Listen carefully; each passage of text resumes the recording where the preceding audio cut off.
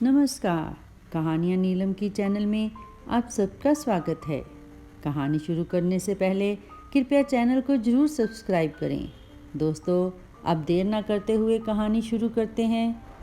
अपने कमरे में पति की तस्वीर पर लगे हार ने दमयंती जी को हिलाकर रख दिया था। बुढ़ापे में अकेलेपन की पीड़ा कितनी असहनीय और हृदय विदारक होती है, सोचते सोचते दमयंती जी का दिल दर्द से भर उठा था। आंखों से बार बार आंसू छलक कर आ रहे थे। उनके पति से जुड़ी सभी चीज़ों को समेटकर अलमारी में रख दिया गया था। उनकी हंसी से गुलजार कमरा आज एकदम शांत हो गया था। यह सन्नाटा दमयंती जी को काटने को दौड़ रहा था। दमयंती जी के पति राजेश जी का निधन 15 दिन हुए बीत चुके थे। उनके क्रियाक्रम में सम्मिलित होने वाले सभी रिश्तेदार जा चुके थे। ऐसा नहीं था कि वह बिल्कुल अकेली थी। दमयंती जी के 2 बेटे और बहुएं हैं। बड़े बेटे नीरज का अपना कारोबार है और बड़ी बहू रजनी एक गृहिणी है। उनका छोटा बेटा धीरज और उसकी पत्नी प्रिया बेंगलुरु में मल्टीनेशनल कंपनी में एक साथ काम करते हैं। साथ में काम करते करते दोनों एक दूसरे को पसंद करने लगे थे। उसके बाद उन्होंने घर वालों की रजामंदी से शादी कर ली। उनकी शादी को 2 वर्ष हो चुके हैं। दमयंती जी अपने बड़े बेटे नीरज के पास रहती थी। दमयंती जी बीपी और डायबिटीज़ की मरीज़ थी। अक्सर उनकी तबीयत खराब ही रहती थी, जिस कारण वह ज़्यादा उठ और चल नहीं पाती थी। जब तक उनके पति जीवित थे, वे उनके खाने पीने से लेकर दवाइयों तक का पूरा ध्यान रखते थे। उन्हें जरा सी भी असुविधा नहीं होने देते थे। लेकिन पति की अचानक मृत्यु से दमयंती जी का जीवन अस्त व्यस्त हो चुका था। पिता के क्रियाक्रम के बाद उनके छोटे बेटे धीरज और उसकी पत्नी प्रिया को नौकरी पर जाना जरूरी था, इसलिए वे दोनों वापस चले गए। धीरज और प्रिया दमयंती जी को भी साथ ले जाना चाहते थे, लेकिन दमयंती जी बड़ी बहू उसी समय मुस्कुराते हुए बोली, अरे देवर जी, आप लोग तो नौकरी पर चले जाएंगे। माँ जी तो अकेले वहाँ परेशान हो जाएंगी। माँ जी को यहीं रहने दीजिए, हम उनका बड़े अच्छे तरीके से ध्यान रखेंगे, आप चिंता मत कीजिए। धीरे धीरे समय बीतने लगा। हर दिन बीतने के साथ अब दमयंती की पहले से भी ज़्यादा तबीयत खराब होने लगी थी। वह पहले से भी ज़्यादा बीमार रहने लगी थी। लेकिन उनके बड़े बेटे और बड़ी बहू को तो जैसे उनसे कोई सरोकार ही नहीं था। वे अपनी ज़िंदगी में ही मस्त थे। लेकिन वे माँ को अपने पास इसलिए रखना चाहते थे ताकि वे हर महीने आने वाली अपने पिता की पेंशन हासिल कर सकें। इसके अतिरिक्त धीरज भी हर महीने बेंगलुरु से अपनी खासी अच्छी रकम भेज देता था, जिसे दोनों पति पत्नी हड़प कर लेते थे। एक दिन दमयंती जी ने अपने बड़े बेटे नीरज को बुलाकर कहा, बेटा, मेरी तबीयत ठीक नहीं है, एक बार मुझे डॉक्टर के पास ले चलो। तो नीरज गुस्से में बोला, माँ, मेरे पास इतना समय नहीं है, आप खुद ही चले जाओ। तो इस बात पर दमयंती जी ने कहा, बेटा, मुझे तो पता ही है मेरी हालत के बारे में, कहीं पर भी चक्कर खाकर गिर पड़ती हूँ। तभी नीरज बोला, माँ, एक काम कीजिए, आप धीरज को फ़ोन करके उससे पैसे मंगवा लीजिए। जब वह पैसे भेज देगा तो मैं आपको ले चलूँगा। अपने बेटे की यह बात सुनकर दमयंती जी हैरान रह गई और बोली, बेटा, अभी तो हर महीने तुम्हारे बाबूजी की पेंशन आती है और तुम भी कमाते हो, फिर भी तुम्हारे पास मेरे लिए दवाइयों तक के लिए पैसे नहीं हैं और ना ही तुम्हारे पास टाइम है मेरे लिए। दमयंती जी की यह बात सुनकर उनकी बड़ी बहू रजनी बोली, कैसी माँ हैं आप, जो अपने बेटे के पैसों पर ही नज़र रखती हैं। महामारी फैलने के कारण हमारा पूरा धंधा चौपट हो चुका है और देवर जी तो अपनी नौकरी में खूब कमाई कर रहे हैं, अच्छा खासा पैकेज ले रहे हैं। आपका बाकी का खर्च तो हम उठा रहे हैं, अगर थोड़े पैसे देवर जी दे देंगे तो कोई आसमान नहीं टूट पड़ेगा। ठीक है बहू, ला बात करवा दे मेरी धीरज से। दमयंती जी ने कहा तो रजनी ने फ़ोन मिलाकर दमयंती जी को पकड़ा दिया। जैसे ही धीरज ने फ़ोन उठाया तो दमयंती जी बोली, हेलो। हाँ बेटा धीरज। अरे माँ, आप? प्रणाम, कैसी हो आप? बेटा, मेरी तबीयत ठीक नहीं है तो सोचा डॉक्टर के पास चली जाऊं। अरे माँ, आपकी तबीयत खराब है और आप अभी तक सोच रही हैं? नहीं बेटा, वह बात यह है कि मुझे थोड़े पैसों की ज़रूरत थी। अरे माँ, तो पहले बता दिया होता। ठीक है, मैं अभी भैया के अकाउंट में पैसे ट्रांसफ़र करवा देता हूँ। आप तुरंत पैसे निकलवा कर सबसे पहले डॉक्टर के पास जाइए। मैं आपसे बाद में बात करता हूँ। ये कहकर धीरज ने फ़ोन रख दिया और अपने बड़े भाई के अकाउंट में 25,000 रुपये ट्रांसफ़र करवा दिए। थोड़ी ही देर में नीरज के पास पैसे ट्रांसफ़र होने का मैसेज आ गया। अगर पैसे आ गए हों तो चल मुझे डॉक्टर के पास ले चल, दमयंती जी ने अपने बड़े बेटे को कहा। तो उनका बेटा बोला, हाँ माँ, पैसे तो आ गए हैं, लेकिन मैं अभी आपको डॉक्टर के पास लेकर नहीं जा सकता। थोड़ी देर में लेकर जाऊंगा, मुझे कुछ काम है। ऐसा कहते हुए नीरज उसी समय घर से बाहर चला गया। दमयंती जी मायूस होकर वापस अपने बिस्तर पर लेट गई और अपने बेटे के आने का इंतज़ार करने लगी। जब काफ़ी देर तक वह नहीं आया तो उन्होंने अपनी बड़ी बहू रजनी से कहा, बहू, तुम ही मुझे डॉक्टर के पास ले चलो, मुझे बहुत तेज़ बुखार है। ऊपर से पूरा बदन दर्द से कराह रहा है। उसी समय उनकी बड़ी बहू चिल्लाते हुए बोली, आपको तो और कोई काम है नहीं, घड़ी घड़ी अपना रोना लेकर बैठ जाती है। आज यहाँ दर्द तो कल वहाँ दर्द। अरे बुढ़ापा है, ये सब तो लगा ही रहेगा। अब हम सारा दिन आपकी सेवा में तो नहीं लगे रहेंगे ना, घर के और भी काम हैं मेरे पास। बहू, वह मैंने नीरज से कहा था, लेकिन वह बाहर चला गया। तभी रजनी हाथ को हवा में लहराकर तेज स्वर में कहने लगी, तो मैं क्या करूं, बाहर चले गए तो? मैं अपने घर का काम संभालूं या आपको डॉक्टर के पास लेकर जाऊं? चुपचाप पड़ी रहो और अपने बेटे के आने का इंतज़ार करो। बार बार एक ही बात बोलकर मेरा दिमाग मत खराब करो। मैंने और भी घर के काम करने हैं, आपके पास हर टाइम नहीं खड़ी रह सकती। दमयंती जी अपनी बहू की बात सुनकर चुप हो गई और चारपाई पर लेटी हुई अपने हालात पर आंसू बहाने लगी। इंतज़ार करते करते दमयंती जी थक चुकी थी, लेकिन नीरज रात के 12 बजे घर आया और वह भी शराब पीकर। अंदर आते ही वह अपने कमरे में चला गया। उसने एक बार अपनी माँ को देखा तक नहीं, लेकिन उसकी आवाज़ सुनकर दमयंती जी समझ गई कि उनका बेटा नशे की हालत में है। वो चुपचाप यूं ही पड़ी रही। ऐसी हालत में उससे कहती भी तो क्या, लेकिन उनके शरीर में बहुत ज़्यादा जकड़न महसूस हो रही थी। तबीयत खराब होने की वजह से उन्होंने खाना भी नहीं खाया था। बिना दवाई और खाने के वह अपने बिस्तर पर अधमरी हालत में पड़ी हुई कराह रही थी, परंतु किसी को उनसे कोई मतलब नहीं था। कोई उनको पूछने भी नहीं आया कि माँ, तुम्हारा क्या हाल है।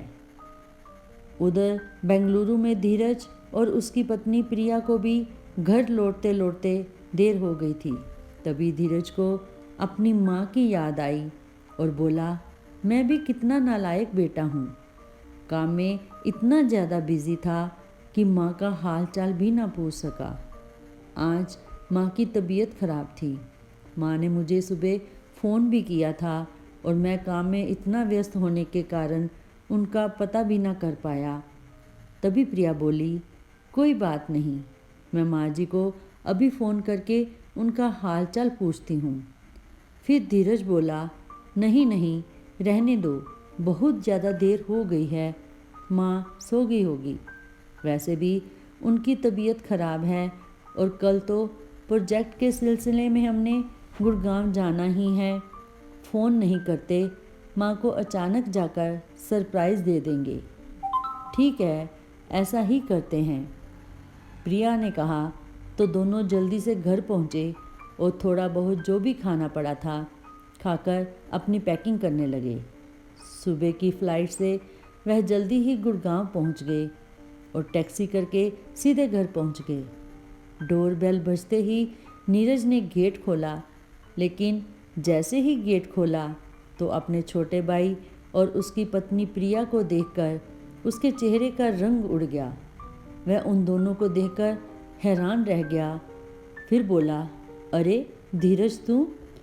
तभी धीरज मुस्कुराते हुए अपने बड़े भाई के गले लग गया। वे तीनों अंदर आए, लेकिन रजनी को कोई खबर ही नहीं थी। वह अपने कमरे में बच्चों के साथ सोई हुई थी। धीरज और प्रिया अपनी माँ के कमरे में गए और नीरज अपने कमरे में पहुंचकर अपनी पत्नी रजनी को जगाने लगा। अरे रजनी उठो, देखो धीरज और प्रिया आए हैं। जैसे ही रजनी के कानों में धीरज का नाम सुनाई दिया, वह एकदम से उठ खड़ी हुई। क्या बात कर रहे हैं आप? सुबह सुबह धीरज कैसे आधमका? बिखरे हुए बालों में रजनी अचंभित स्वर में बोली। तो नीरज ने कुछ सोचते हुए कहा, यह बात तो मुझे भी समझ नहीं आ रही कि ये लोग अचानक कैसे आ गए। हो सकता है कोई काम हो, यहाँ अपने ऑफिस के किसी काम से आए होंगे यहाँ पर। उधर धीरज और प्रिया जब दमयंती जी के कमरे में गए तो वह सोई हुई थी।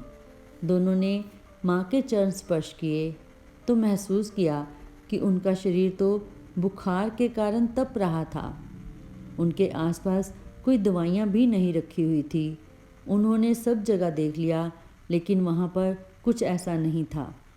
अरे माँ को तो बहुत तेज बुखार है, धीरज बेचैन होते हुए बोला। तभी प्रिया भी इधर उधर नज़र घुमाते हुए बोली, लेकिन आसपास कोई दवाई भी नहीं रखी थी। तभी धीरज ने अपने बड़े भाई को आवाज़ लगाई, भैया जरा यहाँ तो आइए। उसी समय दमयंती जी की भी आंखें खुल गई। अरे मेरे बच्चों, तुम कब आए? तुमने तो बताया भी नहीं, माँ खुश होकर कहने लगी। तो धीरज बोला, वह सब छोड़िए माँ, आप ये बताइए, आपको इतनी तेज़ बुखार है, आपने कोई दवाई क्यों नहीं ली? उसी समय दमयंती जी उठने की कोशिश करने लगी तो प्रिया और धीरज ने उन्हें सहारा देकर बिठाया। हाँ बेटा, बस थोड़ा सा बुखार है। क्या माँ, ये थोड़ा सा बुखार है? आपका बदन तप रहा है और आप इसे थोड़ा सा बुखार बोल रहे हैं।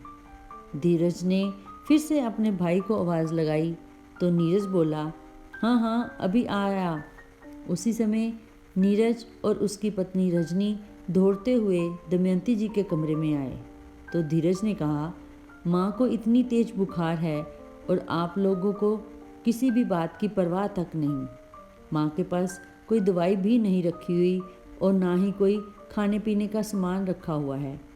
तो नीरज ने कहा, मैंने रजनी को बोला भी था कि दवाई वगैरह माँ के पास ही रख दिया करो, लेकिन तेरी भाभी भी ना, घर के सारे काम करते करते फुर्सत ही नहीं मिली होगी बेचारी को, इसलिए शायद मेरी बात सुनकर अनसुनी कर दी होगी उसने। उसी समय दमयंती जी दर्द से कराहने लगी तो धीरज और प्रिया उनको सहारा देकर उठाया और फिर उनको डॉक्टर के पास ले गए। चेकअप करने के बाद पता चला कि उनका बीपी बहुत ज़्यादा बढ़ा हुआ है, कि उनका बीपी बहुत ज़्यादा बढ़े होने के कारण उनकी शुगर भी कंट्रोल में नहीं है। माँ, क्या आपने दवाइयाँ नहीं खाई? प्रिया ने पूछा। तो दमयंती जी बोली, बेटा वो बात ये है कि 1 महीने से मेरी सारी दवाइयाँ ख़त्म हो गई थी। ये सुनकर धीरज और प्रिया हैरान रह गए। वे सारी दवाइयाँ लेकर उन्हें घर लेकर आए और कमरे में लिटाकर सबसे पहले कुछ खाने को दिया और फिर दवाइयाँ खिलाई। थोड़ी ही देर में दमयंती जी को नींद आ गई।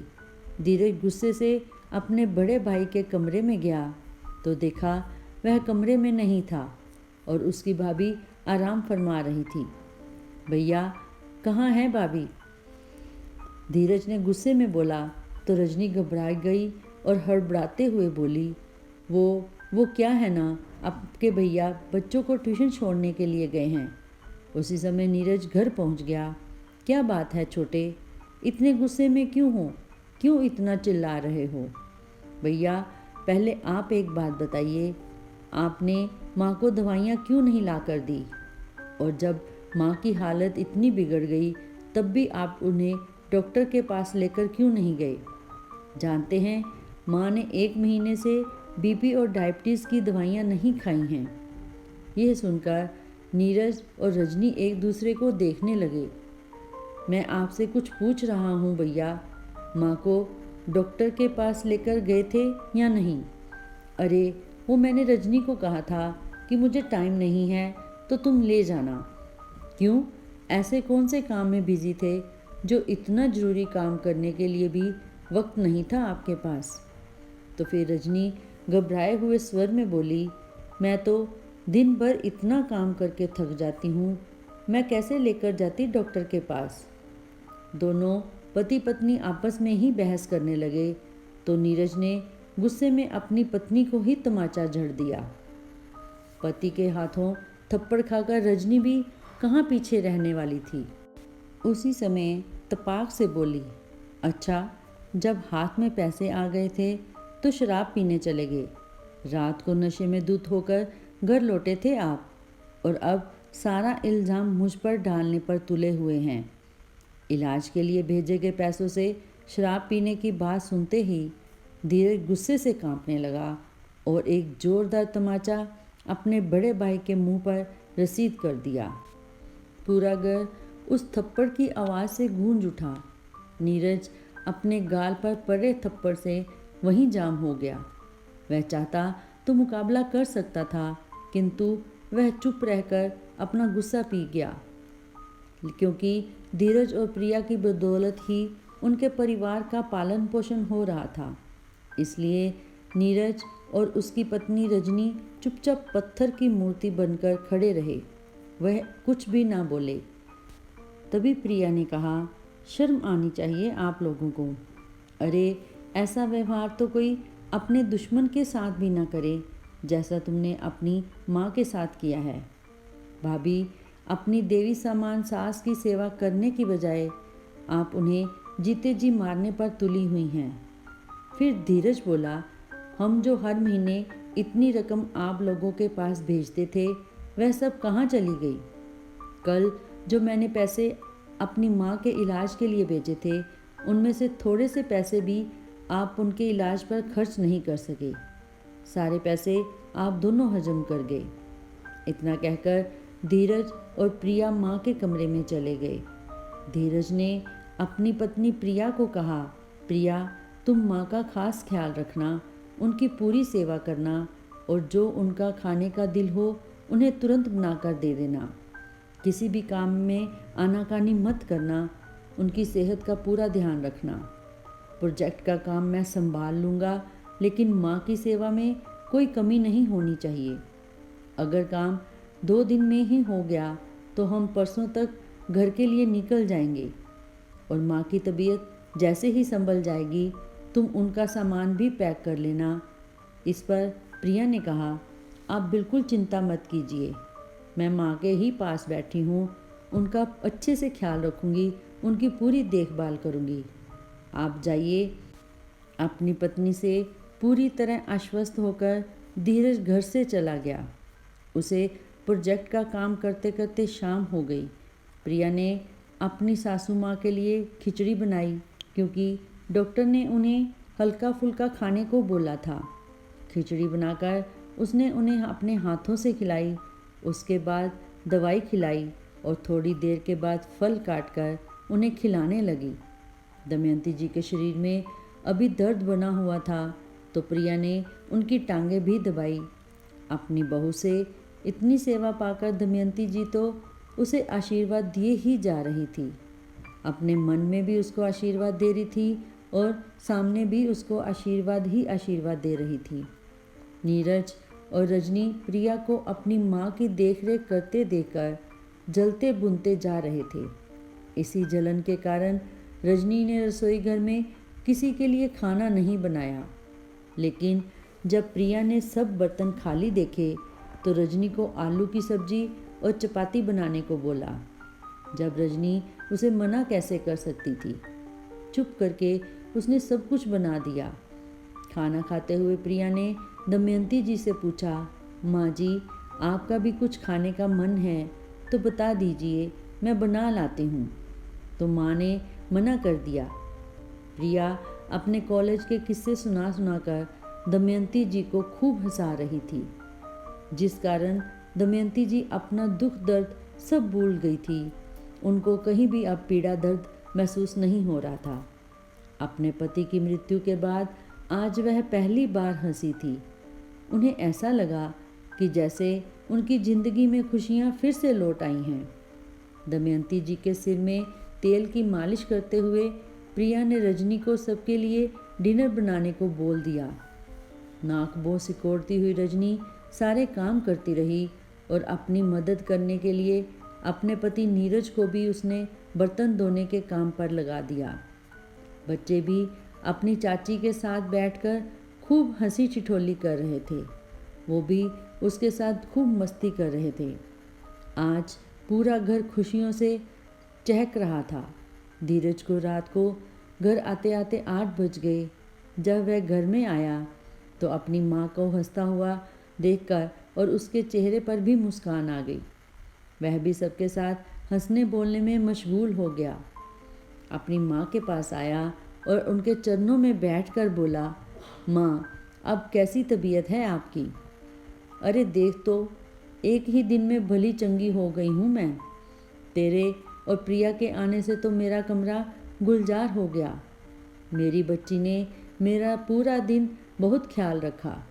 पूरा दिन एक पैर पर खड़ी रही और ऊपर से अपने कॉलेज के किस्से सुना सुनाकर मुझे इतना हंसाया जितना मैं आज तक नहीं हंसी थी। सौभाग्यवती रहो बहू। दमयंती जी ने उसे गले लगाते हुए कहा तो प्रिया बोली, अरे आप भी तो वर्ल्ड की बेस्ट सासू माँ हैं। फिर प्रिया ने अपने पति को देखते हुए कहा, अच्छा आप तो बताइए, काम पूरा हुआ या नहीं? तो धीरज बोला, हाँ प्रिया, काम तो हो चुका है, लेकिन आज मैं बहुत थक गया हूँ। ना जाने इस प्रोजेक्ट को ख़त्म करने के चक्कर में कहाँ कहाँ भटकना पड़ा। कल घर पर आराम करके परसों यहाँ से निकलेंगे। फिर तो ना जाने कब यहाँ आना होगा। फिर दमयंती जी ने कहा, हाँ मेरे बच्चों, खूब मस्ती करो। थोड़ी ही देर में प्रिया दमयंती जी के लिए दलिया बनाकर ले आई और अपने हाथों से खिलाने लगी। तभी रजनी आई और बोली, खाना तैयार है, सभी लोग बाहर आ जाओ। भाभी, खाना माँ के कमरे में ही ले आना, हम सब यहीं बैठकर खाएंगे। उधर रजनी प्रिया की ये बात सुनकर तिलमिला उठी, लेकिन चुपचाप सब काम करती रही, क्योंकि कुछ बोल नहीं सकती थी, यह सोचकर कि अगर ये लोग हमें पैसे नहीं देंगे तो हमारा खर्च कैसे चलेगा। लेकिन उन्हें अभी तक यह मालूम नहीं था कि वे दोनों दमयंती जी को अपने साथ ही लेकर जा रहे हैं। जब धीरज और प्रिया के जाने का वक्त आया तो वह माँ का भी सामान पैक करने लगे। उन्हें ऐसा करते देख रजनी दौड़ी दौड़ी आई और फीकी सी मुस्कुराहट के साथ बोली, अरे ये क्या, माँ जी का सामान क्यों पैक कर रहे हैं? माँ जी कहाँ जा रही हैं? फिर प्रिया ने कहा, भाभी, हम माँ जी को अपने साथ ही लेकर जा रहे हैं। यह बात सुनते ही रजनी और नीरज दोनों ऐसे स्तब्ध रह गए मानो काटो तो खून नहीं।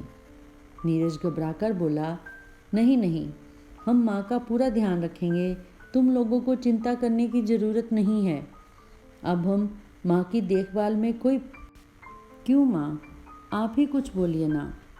बड़े बेटे नीरज की यह बात सुनकर दमयंती जी के चेहरे पर दुख के भाव उफान मारने लगे और बोली, बेटा, जब मैं तेरा पहली बार स्कूल में दाखिला करवाया था तो मैं हर थोड़ी देर बाद देखने जाती थी कि कहीं तू रो तो नहीं रहा, तुझे कोई तकलीफ़ तो नहीं हो रही, क्योंकि तुम्हारी आँख से एक आंसू भी गिरता था तो मैं परेशान हो जाती थी। पर मुझे हैरानी है कि आज मेरा वही बेटा दिन रात बहते मेरी आंखों के आंसू क्यों नहीं देख पाता। थोड़ा सा प्यार और सम्मान ही तो मांगती थी मैं तुम लोगों से। इतना कहते हुए दमयंती जी की आंखें फिर से नम हो गई। फिर धीरज बोला, नहीं भैया, आप पर भरोसा करके हम पहले ही बहुत बड़ी गलती कर चुके हैं। अब वह गलती हम दोहराना नहीं चाहते। माँ जी हमारे साथ ही रहेंगी और यह तय हो चुका है, हम उनको अपने साथ लेकर जा रहे हैं। धीरज की यह बात सुनकर नीरज और रजनी दोनों गिड़गिड़ाने लगे, क्योंकि उन्हीं के नाम पर वह आज तक रुपए हड़पते आए थे। माँ तो उनके लिए एटीएम कार्ड की तरह थी, इसलिए वे खूब आग्रह करने लगे कि माँ उनके साथ ही रहेंगी। लेकिन अब उनकी सुनने वाला कौन था। छोटा बेटा और बहू प्रिया अपनी माँ को अपने साथ बेंगलुरु ले गए। अब ना तो नीरज के हाथ में उनके पिता की पेंशन आ रही थी और ना ही धीरज उन्हें कोई पैसे भेजता था। रजनी और नीरज को अपने किए पर बहुत पछतावा हो रहा था कि यदि वे माँ की थोड़ी सी भी देखभाल कर लेते तो आज उन्हें ये दिन ना देखना पड़ता। माँ के जाने के साथ ही धीरज की दुकान का काम धंधा बिल्कुल ठप हो गया था। उसके पास बिल्कुल भी काम नहीं था। पैसों की कमी के चलते नीरज ने अपनी दुकान से नौकरों की छुट्टी कर दी और नौकरों वाले सारे काम वह खुद ही करने लगा, क्योंकि उसके पास इतने पैसे नहीं थे कि वह उनको काम के पैसे दे सके। वह इतना पढ़ा लिखा भी नहीं था कि कोई अच्छी नौकरी कर सके और घर का गुजारा ढंग से कर पाए। पैसों के अभाव में रजनी हर रोज़ अपने पति नीरज के साथ झगड़ा करती, तो इस बात पर इल्ज़ाम वे दोनों एक दूसरे पर थोपते रहते। उधर बेंगलुरु जाकर प्रिया ने दमयंती जी के लिए एक फुल टाइम अटेंडेंट रख ली थी। उनकी तबीयत सुधरने के लिए रोज़ सुबह और शाम योगा करवाने के लिए योगा टीचर भी रख ली गई। महीने भर के अंदर दमयंती जी भली चंगी हो गई। वे लोग जिस सोसाइटी में रहते थे, उस सोसाइटी की वृद्ध महिलाओं ने अपना एक समूह बनाया हुआ था। दमयंती जी उस समूह की एक मेंबर बन गई। समूह की सभी महिलाओं के साथ मिलकर वह योगा करती, उनके साथ मेडिटेशन, समाज सेवा, ये सभी कार्य करने के साथ साथ मंदिरों में होने वाले धार्मिक आयोजनों में भी उन्होंने हिस्सा लेना शुरू कर दिया। अपनी बीमारियों और परेशानियों के कारण जो दमयंती जी अपने जीवन को जीना ही भूल गई थी, वे अपनी सभी शौक दोबारा से जागृत करके एक नए सिरे से अपनी ज़िंदगी जीने लगी हैं।